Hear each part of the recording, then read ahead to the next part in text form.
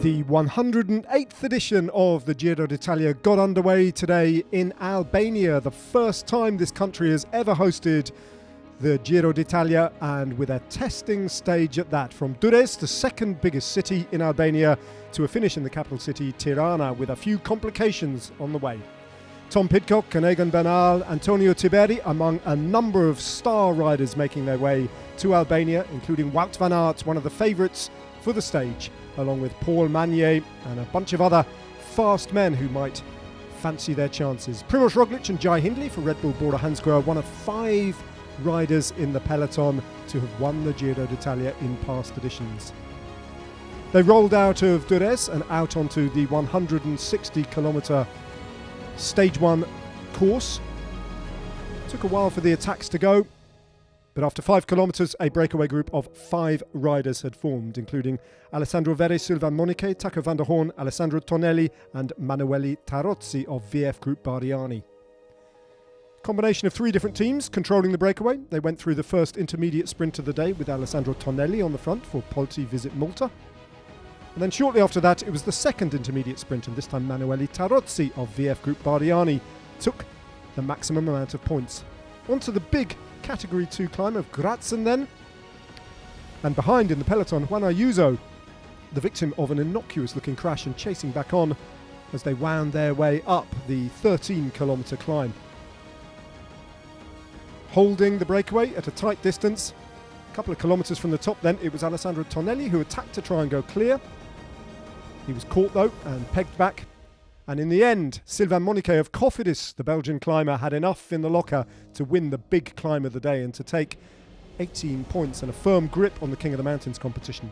On the long descent then, Alessandro Verri of Arkea B&B opened up a gap on the other riders from the original breakaway. But he was eventually joined by them as they lined themselves up on the flatter roads and the approach to the Red Bull Kilometre, an innovation at the Giro d'Italia with 6 bonus seconds, 4 and 2 respectively, for the first 3 riders over the line. And it was Tarozzi who picked up the 6 bonus seconds ahead of Tonelli. Then with 40 kilometres to go, the remainder of the breakaway was swept up as they headed towards the first of 2 ascents of the Category 3 Surell Climb, a testing climb of some 7 kilometres. Over the top of that, they'd already thinned the group down as they passed through the finish line and back out onto the circuit one more time for the final ascent of the Surell Climb. Lidl Trek, riding for Mads Pedersen, firmly in control of the bunch. Then Israel Premier Tech decided to take it up with Nick Schultz. In the meantime, some of the sprinters, including Caden Groves, was dropped. Wout van Aert looking very vulnerable close to the top, but somehow fighting his way back to regain his position in the bunch. Giulio Ciccone took Mads Pedersen and Matthias Vacek of Lidl Trek over the top of the climb and down into the descent in a much diminished group that was no bigger than about 30-35 riders at this point, including Wout van Aert and Mads Pedersen. Keeping the pace high on the descent, a horrible crash then. A few riders brought down, but none worse than Mikkel Landa of Soudal Quickstep, who suffered horrible injuries and was sadly stretchered away and off the race seeking medical attention.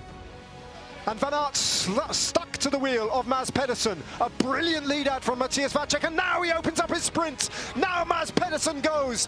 Van Aert fighting for room on the barriers. Down the middle though, an attack from Antamarche Wanty, but it's Pedersen who's going to hold off Van Aert. Is he? Van Aert runs in mighty close, but Pedersen holds off the challenge of Wout van Aert. Celebrations all round from Lidl Trek.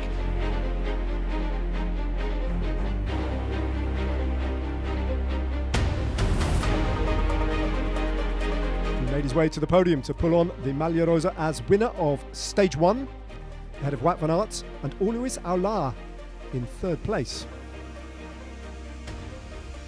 The Maglia Rosa then defendable probably for Mads Pedersen tomorrow in the individual time trial, and he also leads after one stage the Maglia Ciclamino competition ahead of Wout van Aert.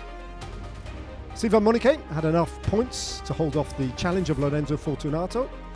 He's the King of the Mountains, and Francesco Pussato with his 4th place finish is the first white jersey of this year's Giro.